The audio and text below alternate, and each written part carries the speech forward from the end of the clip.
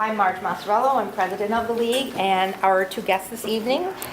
This is Rosemary Hillman. She's a 40-year member of the League of Women Voters, serving in various capacities in Glenview and Deerfield, so she had a long way to get here, including holding board positions, being a study member, registering voters, moderating candidate debates, and now participating in the League of Women Voters of Illinois Committee to abolish the Electoral College. And we have Joyce Williams, is the Director of Voter Registration for the League of Women Voters of the LaGrange area. She joined the League to work on issues related to voting rights and fair elections and became a member of the Committee to Abolish the Electoral College at the League's Illinois State Convention in 2017.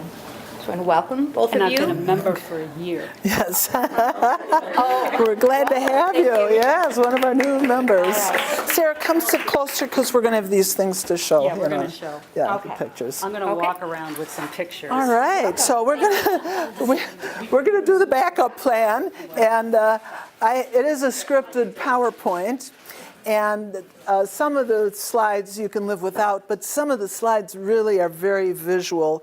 So Joyce will walk around when we get to those, and you'll keep track of where I am. Okay, so she has the printout of the PDF. Briefly, I'm assuming most of you are League members. So the Deerfield League went to the state convention and asked for a will of convention motion, which passed.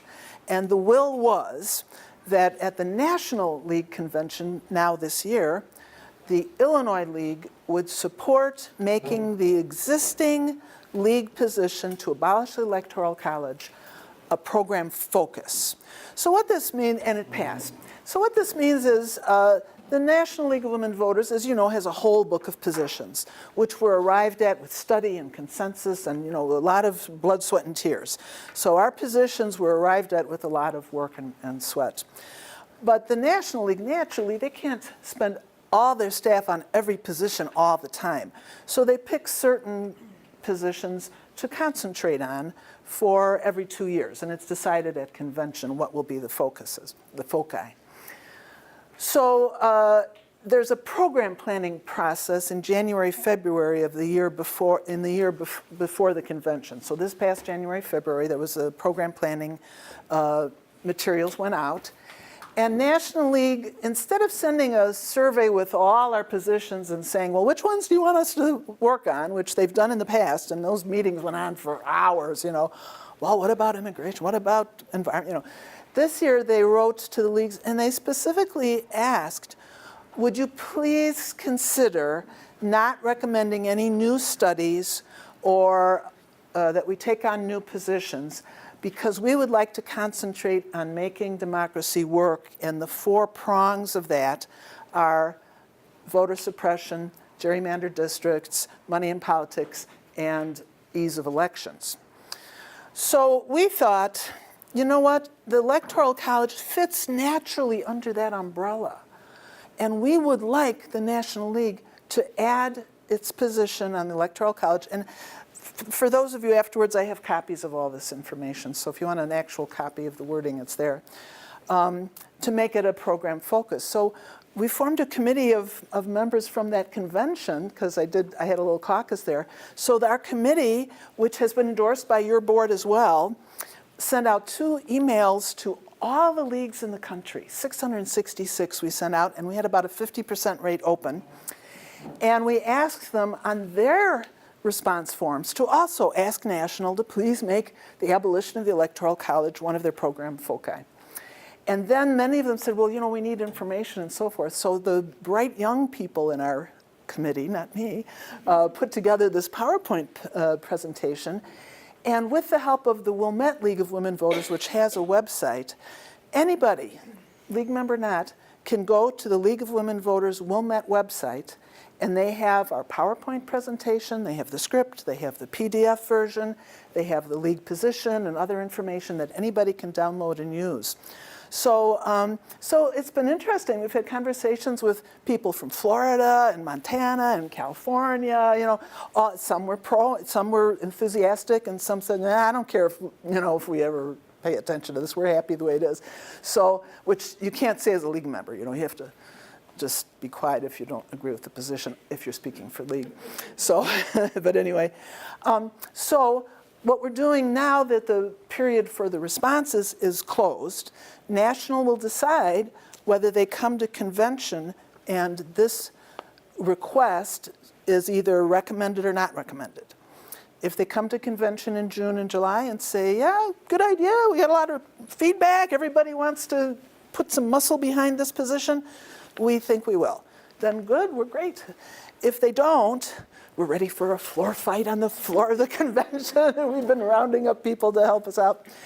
And even if they don't, we're not successful at convention to make it a program focus, it's still a League position. The League is still in favor of abolishing the Electoral College. So these materials could be used, by anybody. So that's kind of the background of what we're doing. So this is our PowerPoint, and we won't have the pictures, but Joyce will go around with the ones that really are helpful. And it's scripted, so I'll read it. And if you want to put it on, the script's online. I can send you a copy. You can do this just as easily as I am doing it today. Well, maybe you'll have the actual PowerPoint, but but even so. And we are going to work. We've had a couple of requests from organizations, like Rotary that meets over lunch, and they don't really have time for such a long one. So we are going to put together a shorter 20-minute version. So that will be in the future. So pretending we have the picture up there, here we go. The League of Women Voters is a nonpartisan political organization that encourages informed and active participation in government, works to increase understanding of major public policy issues, and influences public policy through education and advocacy. And I might sit down, actually, I might sit down for a while, then I'll stand up when we show the pictures. The League of Women Voters recommends many changes to our election system that would increase fair and representative participation in our democracy, from issues such as voter information and registration to candidate selection and election procedures. Today, we'll talk about how the Electoral College damages our democracy and how the League is working to abolish it in favor of a direct popular vote for electing the president and vice president. They adopted this position in 1970 and most recently updated it in 2010. So this is a 47-year-old position. First, let's talk about where the Electoral College comes from. Why did the framers of the Constitution create the Electoral College? This is a discussion which could and has taken up several book chapters. I'll try to distill it down to its essential elements as understood by scholars who have tried to answer this question. The framers' most important consideration was that they wanted to limit the potential for corruption and concentration of power and to maintain independence between the executive and the legislative branches. Therefore, they wanted a method other than having Congress select the president, which was the method originally suggested by the delegates. So why not just elect the president directly by the people? Some of the Constitution's framers worried that large distances and lack of communication would make people ill-informed about the candidates and unlikely to choose the best person. They worried the people could be easily misled by a few designing men, in quotes, or would simply vote for the candidate from their own state. They wanted some kind of intermediary system. It's worth noting that very few of the framers were worried about, quote, angry mobs hijacking the selection of the president. The worries were more about how a vast population spread over a large country would be able to make an informed choice. There was some element of the ongoing tension between northern and southern states as well. Slaveholding states did not want direct election because they wanted their enslaved people to count as 3/5 of a person. Remember, that's part of the compromise, in determining the number of electors the state received. Remember, this was, I'm anticipating. Remember, this was the arithmetic used to determine their numbers in the House of Representatives. So having the elector system artificially boosts the voting representation of slaveholding states just as it was in Congress. Whereas a direct popular vote would only count the number of people who could vote, which of course did not include enslaved people. In fact, evidence suggests that there was a lot of discussion, confusion, and changing of minds during the process of figuring out the electoral system. It was one of the last issues discussed at the exhausting, long, hot, contentious convention, and fatigue and impatience may well have played a role in its adoption. It had broad but unenthusiastic support and seemed like the best they could do at the time. Quote, the second choice of many, but the first choice of few, with little idea of how it would play out in reality. One historian has called it a jerry-rigged improvisation. Most of the framers did intend for the selection of the president to be based on the popular wishes of the citizenry, with the elector system a, quote, intermediary system intended to breach the difficulties of distance and communication. James Madison considered the elector system to be the next best thing to direct selection, saying that the president is indirectly derived from the choice of the people. However, there is some evidence that they also expected the electors to exercise their own discretion in the selection of the president as a bulwark against corruption, bias, or misinformation. But the electors have almost always acted as a rubber stamp on the votes of the people, with very few exceptions. In those instances where an elector has voted differently than the state's voters dictated, they have generally met with a great deal of protest and anger. Which is to say, the people expect the electors to be a rubber stamp on the will of the people, and have never been interested in having them exercise their own discretion. Notice that some of the founders' original concerns remain relevant today. It's hard not to react sometimes. Citizens are quite able to become informed about the candidates no matter where they live. The framers' concern about the corruption and concentration of power that would come if Congress selected the president is still valid, but no one is proposing that we move to this system. And any notion that we might need electors to exercise their own discretion to overturn a so-called poor decision by the people has just not been borne out over time, taken the whole time. The people don't want this, and the electors have rarely done it. So in looking at how the Electoral College came about, it's clear that this is not a foundational text of our Constitution that should not or cannot be changed. It is an imperfect system that tried to address concerns of the framers at the time.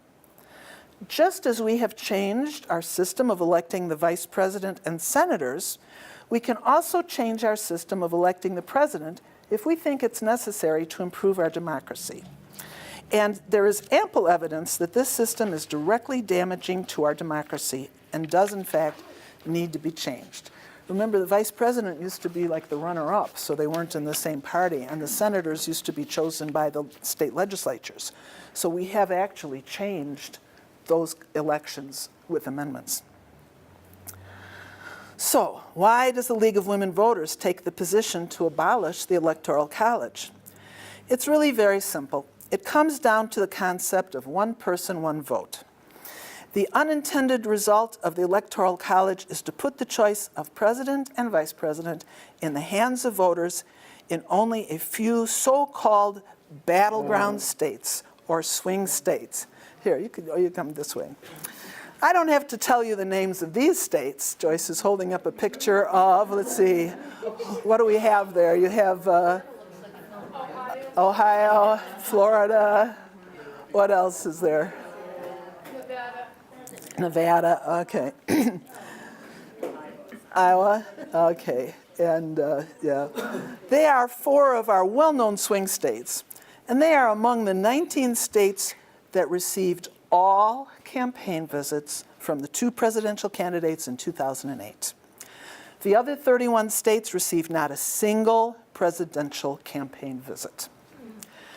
Well, you might ask, so what? In an age of television and smartphones, we can easily watch the candidates' speeches no matter where they make them, and we can get the highlights from any number of news outlets. True. But the problems with this system go well beyond our ability to hear what the candidates have to say. Part of the League's core mission is to encourage the informed and active participation of citizens in government. As such, perhaps the most disturbing aspect of the Electoral College system is that it creates a disincentive to vote for citizens living in non-battleground states, which is the majority of people in our country. If you live in Illinois or Mississippi, why should you bother to go out and vote on a cold, rainy day when you know your state is going to go blue or red? And this is my favorite part, I'll interrupt, because if you're a third-party candidate, say in Illinois, if you favor the third-party candidate, why vote? That vote won't count. If you're a Republican lately, generally Illinois has been going Democratic lately, why vote? You don't have a chance, of getting those electoral votes. In fact, if you're a Democrat, why vote? Because it'll go Democratic most likely without you. So all we need are a couple of people to go vote, and they can have all 20, So it's a strong, that's the core of our League personality, is that we want people to vote, and this is a disincentive. And the young people at our convention were very strong on that. They felt that it just was very discouraging for voting. Well, that's enough ad-libbing. Okay, this is the strongest point. The data from 2016 bears this out. In the graph, you can see that the percentage of eligible voters who cast a vote for president was significantly lower in non-swing states compared to the swing states. The Electoral College decreases participation in our democracy. This is bad for democracy. Another significant negative effect of the Electoral College system is that it polarizes our electorate and exaggerates our sense of being a divided nation, a nation of red versus blue. All right, so you'll see how the states went by the color and the blue. So you would assume that those red states, they all have this red philosophy, and the blue states all have this blue philosophy. Well, did you know that in Alabama in 2016, 35% of the voters chose Hillary Clinton? That's a third of the state. Or that 32% of California voters chose Donald Trump? That was 4.4 million people voted for Trump, and their votes were erased as well. That is a lot of people, not a fringe minority, but a significant portion of the population of these states. And these are two solidly red or solidly blue states. What about Colorado, where 43% of voters went for Trump? Or Georgia, where 46% went for Clinton? Doesn't matter. You look at that map, all you see, red and blue, right and left, black and white. There are no centrists. There's no complicated middle ground. There's no reason to even talk to people in those other states because they are just too different from me. Their views are too extreme.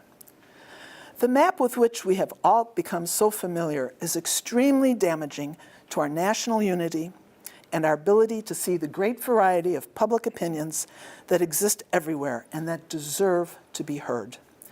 Indeed, they need to be heard, as diverse opinions are as critical to democracy as the vote itself. Without the Electoral College, we wouldn't have to see our election results through this distorted lens. What if the election results simply look like this? All right, so 41 to 59. So if you see if you can walk around with that pie chart. Oh, and then Sarah has it too. Two numbers, both very large, even in the most lopsided of elections. Remember Reagan versus Mondale in 1984? You may remember it as the most lopsided Electoral College victory in modern history, which it was. And that's what it looked like. But you probably don't remember that 37 million people voted for Mondale, 41% of the population. This is not a trivial number. And it highlights the way the Electoral College simply erases the diversity of opinion in our democracy. Now, Reagan would have still won, but with that electoral result, it looked like such a mandate. it looked like such an overwhelming support of all his ideas. And it wasn't. He still won. He still would have won by the numbers, but with a different kind of sense of what his mission and goal was. Because when we see it through the Electoral College, almost all of those so-called blue votes are utterly forgotten, the Mondale votes, erased. Where did all of those Mondale voters go? They're just gone. They don't exist. All we see is 525 electoral votes to 13. And there it is. And that's, see how that pie chart is so much narrower by electoral votes, and it wasn't at all by the popular vote. If we began to see election results the way we do in the pie chart there, where it's more evenly divided, might we begin to see ourselves as part of a unified democracy, choosing our leader together, no matter where we live? So those, 30% of, or 46% of Clinton voters in Georgia have more in common with us in Chicago than we think. Well, Atlanta and Chicago, two big cities, Or the farmers in California have more in common with the farmers in Illinois and in Wyoming and in Alabama than they think they do. Imagine if instead of seeing ourselves as red or blue, we simply saw ourselves as American. Do you have that picture with the flag? Is that the next one? Okay. There we go, yeah. So we like that. We're all Americans. We've used it for a lot of our flyers. In fact, yours, I think. The results in two recent elections point us, of course, to another serious problem with the Electoral College, which is that it can lead to a presidential winner who did not receive a majority of the votes. This has happened 5 times in our history, and it's the main reason most people find the Electoral College troubling. You may have heard somebody say, well, yes, this is all true, but here's why the Electoral College still makes sense.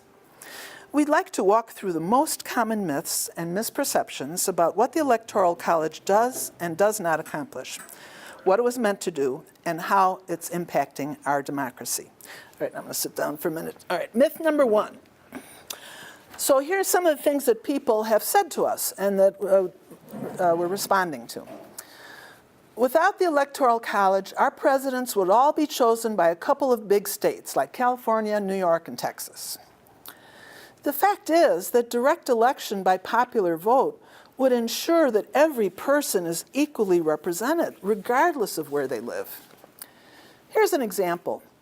While California has the largest number of voters at about 12 million, the presidential vote is split just as it is in all states. Remember when I said that 32% of California voters went for Donald Trump in 2016?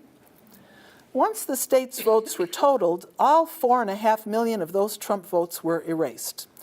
Why should only a portion of a state's votes count in choosing the president of all the people? In a national popular vote system, those votes would have been added to the national total along with votes from other states, regardless of who got the most in each state, and regardless of whether that state is big or small. The fact is that we no longer would be voting by state, but by person. So a California voter would get no more say in our presidential election than a voter from Mississippi, Rhode Island, Kansas, or any other state.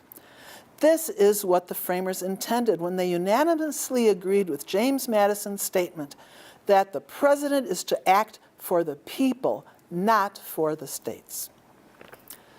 Myth number 2. Smaller, less populated states need the protection of the Electoral College to ensure their interests are represented by the president. The fact is, there is no coherent small state or large state interest that needs protecting by the Electoral College. Even the smallest state has substantial diversity within it, and it is a fallacy to suggest that when a state goes red or blue, that this represents the interests of the entire state. The concerns of a farmer are likely to be very different than those of a computer programmer, whether they live in New Hampshire, Nebraska, or any other small state. Small states represent a great diversity of economic interests, and they share many of these interests with large states. So again, they have cities, they have farms, they have orchards, they have fishermen, whether you're a small state or a big state. For example, agriculture. Most farmers live in states with large populations, such as Texas, Florida, California, and Illinois. And they share economic interests with farmers from smaller states all over the country. The great political battles of American history have been fought between opposing ideologies or economic interests, not between large states and small states. There is no coherent small state interest that needs protecting by the Electoral College. The representatives of small states do not vote as a bloc in Congress, and their citizens do not vote as a bloc for president. In fact, the numbers from the 2016 election show this emphatically. The smallest states, those with fewer than 7 electoral votes, did not all go for the same candidate. In fact, they voted exactly the same as the largest states. 40% of small states went for Clinton, and 60% went for Trump. 40% of large states went for Clinton, and 60% went for Trump. Small states do not vote as a bloc, and they do not benefit from the Electoral College. In fact, smaller states are routinely ignored by presidential candidates under the current system. Instead, the candidates focus their time in the so-called swing states that will decide the election. 19 states received all campaign visits from the 2 presidential candidates in 2008, virtually ignoring the other 31 states, both large and small. So there is no basis for the myth that smaller, less populated states need the protection of the Electoral College to ensure their interests are represented by the president. And in fact, the Electoral College actually diminishes the rightful representation of residents of the larger states. For example, Virginia's population is almost 9 times larger than Delaware's. So there's a pictorial representation. But it only gets about 4 times as many electors because electors are based on the number of senators and representatives from each state. Is this fair? Myth number 3. The Electoral College protects the rights of the minority from the tyranny of the majority. Protecting minority rights is a critical part of the democratic society, and the Founding Fathers designed our government accordingly. As a result, 2 of our 3 branches of government are designed to ensure the protection of minority rights. The first is the courts. Their role is to ensure the constitutional rights of the individual, regardless of the opinion of the majority of the citizens. The second is the Senate, in which every state, regardless of population size, gets 2 representatives. This ensures that Wyoming gets heard just as loudly as New York, even though more people live in New York. The courts and the Senate protect the rights of minority groups. The president is supposed to represent the interests of all Americans as fairly and equally as possible. This means 1 person, 1 vote. Myth number 4. Abolishing the Electoral College will mostly benefit Democratic candidates. Modern analyses show that in 1960, Richard Nixon actually won the popular vote by about 48,000 votes over Democrat John Kennedy. So there you have a Republican who actually won. In 2004, something more recently, a shift of about 60,000 votes in Ohio would have given Ohio's electoral votes to Democrat John Kerry, who almost could have won the election, even though Republican George W. Bush had nearly 3 million more popular votes. So it would have been the reverse of this last one. So this system can and has affected both parties. This is truly a nonpartisan issue. The League of Women Voters supports a constitutional amendment that would replace the Electoral College with direct election of the president. Such an amendment has been proposed many times, and the latest was in 2016 by Senator Barbara Boxer of California and by Representative Charles Rangel of New York. The language is very simple. Proposing an amendment to the Constitution of the United States to abolish the Electoral College and to provide for the direct popular election of the President and Vice President of the United States. Each bill had only a couple of co-sponsors and no action was taken.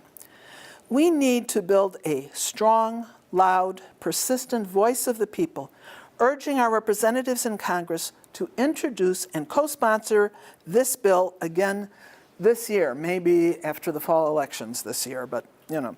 We need to build momentum to make this an issue that Congress can no longer ignore.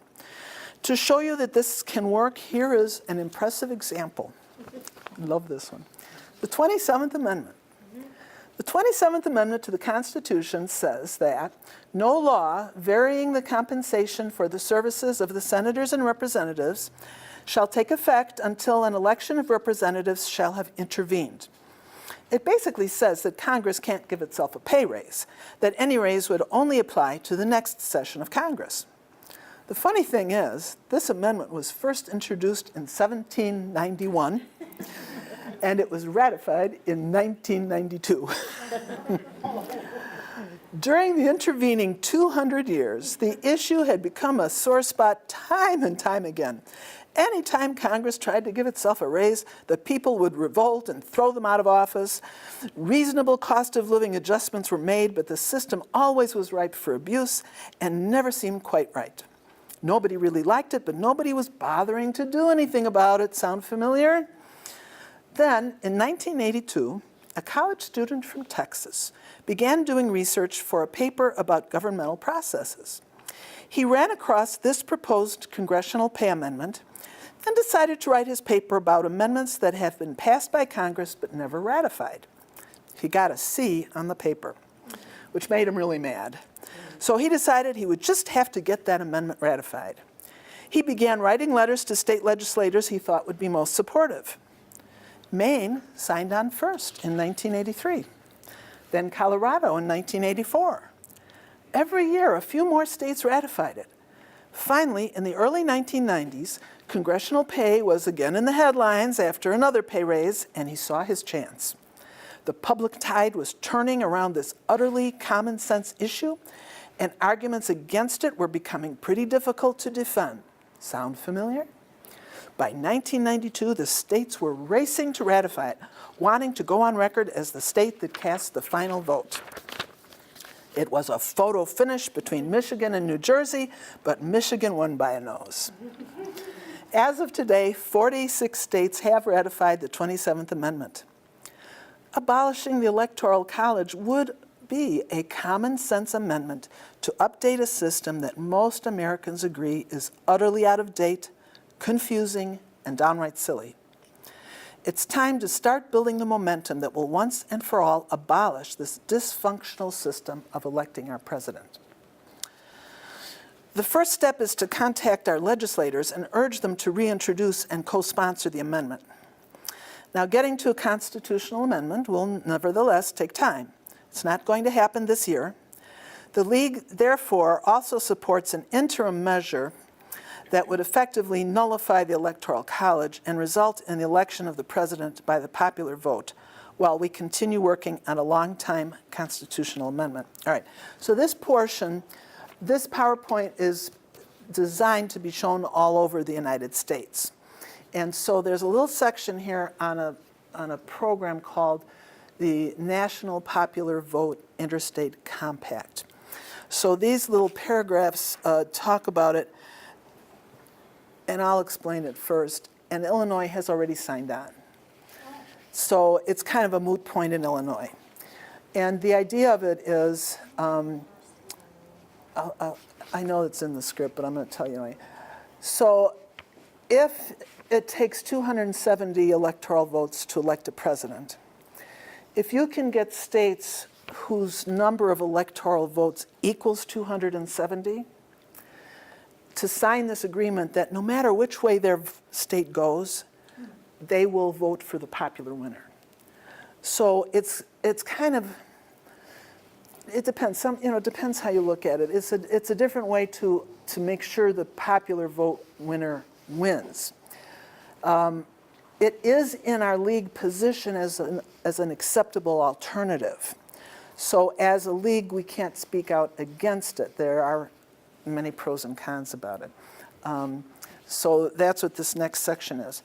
But the way I describe it is this. If if this compact had been in effect in 2016, say they had signed on to it 10 years before, and let's say Wisconsin had been one of the signers on it, then at this last election we had, Governor Walker would have to say to the people of Wisconsin, well, I know you voted for Trump, but see, we signed this agreement 10 years ago, so we're going to give all of Wisconsin's votes to Clinton. So that is all I'll say about that, but that's an alternative. So this is called the National Popular Vote Interstate Compact. It would guarantee the presidency to the candidate who receives the most popular votes in all 50 states and the District of Columbia. And it pledges the state's electoral votes to the candidate who wins the national popular vote, and it would not take effect until enacted by states possessing a majority of the electoral votes, which is 270.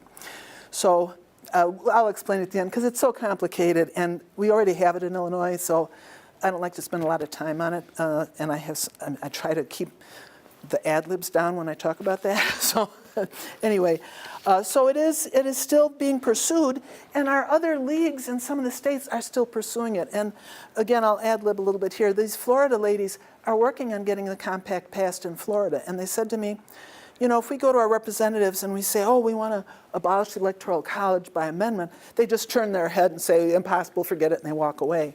But they said, if we bring them this idea, then at least they'll listen to us, you know, so maybe get the conversation going. So that's their argument. So there are many states that are still working to pass the compact in the different states. So it's out there if you ever hear about it, and I do have a handout on it too. So I'm going to skip over to another reform. One reform which the League specifically rejects is the voting by electors based on the proportional representation in lieu of the present winner-take-all method. Such a system would apportion the electoral votes of a state based on the popular vote in the state.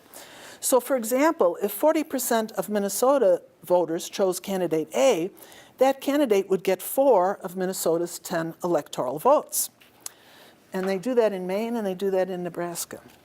The problem with this system is that it is actually fairly likely that no candidate would receive the 270 vote electoral majority needed to win. So if this happened and no one got the majority, according to the Constitution, which we also have copies of the Constitution if you like to take some today, we have everything for you,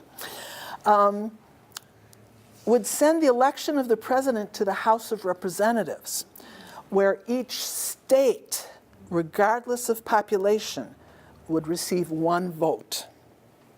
So that's what happens if it goes into the House of Representatives. So like the Illinois delegation would have to get together and come up with 1 vote. And the Wyoming guy would have 1 vote because there's 1 representative from Wyoming and they're like, 20 from Illinois. So each get 1 vote. All right. This would further remove the election of the president from the will of the people and would be in direct contrast to the intent of the framers of the Constitution. You're probably scratching your head trying to figure out why this system would make it unlikely that a candidate would receive 270 votes. And we have some charts on this, which we'll pass them around. The reason is that we always have more than just 2 parties running for president. There are 3rd parties, 4th parties, and beyond. In the 2016 election, votes were actually cast for 31 different candidates, plus a none of the above in a few states. So let's run through a quick example with the 2016 election. You can almost see that Arizona has 11 electoral votes. 45% of voters chose Clinton, 50% chose Trump, and 5% chose another candidate. If we allot the electoral votes proportionately rather than winner take all, we get 5 votes for Clinton, 5.5 for Trump, and 1/2 for the others. Here's Colorado with 9 electoral votes, 47% for Clinton, 44% for Trump, and 9% for other. And you would have been able to see that their electoral votes get apportioned accordingly. And what is happening as the other candidates are taking just a little bit away from the total electoral votes in each state until we finally get to the total. And we see that neither candidate has reached 270 votes. So that's what would happen if all the states did what Maine and Nebraska do. So So the League does reject that. Thank you. So how can we help change this antiquated system? The first step is to help others in the community understand the good reasons for abolishing the Electoral College, and to make it clear we are much closer than we may realize to doing so. The next step is to find others who want to work with you on this. One good place to look is your local League of Women Voters group. The League is a natural home for the movement to abolish the Electoral College because the League is about making democracy work better for everyone. The League is specifically and proudly nonpartisan, which means that it can work to improve our democracy without partisan rancor and can help unite people around a common purpose.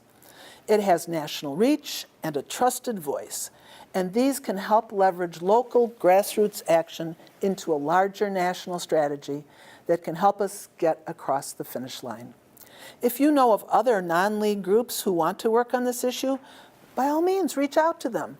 The more people working to solve this problem, the sooner we'll solve it. And these materials are available on the Wilmette website, League of Women Voters of Wilmette. A couple of specific first steps include learning where your state stands on the National Popular Vote Interstate Compact. All right, we can cross that off our list. Illinois has signed on to it. And then for those states who get this PowerPoint who want to work on that, they can work on that if they want. And it's considered an acceptable temporary alternative until the Electoral College can be abolished by the League position. But the long-term goal is to get a constitutional amendment to abolish the Electoral College. Sharing this presentation with your legislators would be a great way to educate them on the issue. Above all, remember that this is a long-term project. If we expect success within a year, we'll be disappointed and lose our drive to continue. Celebrate small victories along the way by your own group and by others across the country. Each one brings us closer to our goal. Enjoy yourself in the process, make new friends, and appreciate the civic engagement that is the cornerstone of our democracy. This may seem like a daunting task, but remember, we've amended the Constitution to change the way we elect senators, to impose term limits on the presidency, to include Washington, D.C. in the election of the president, to eliminate the poll tax, to change the voting age to 18, all amendments that affect the way we elect our representatives in Washington. There's no reason we cannot abolish the Electoral College if we decide to do it. So let's get to work.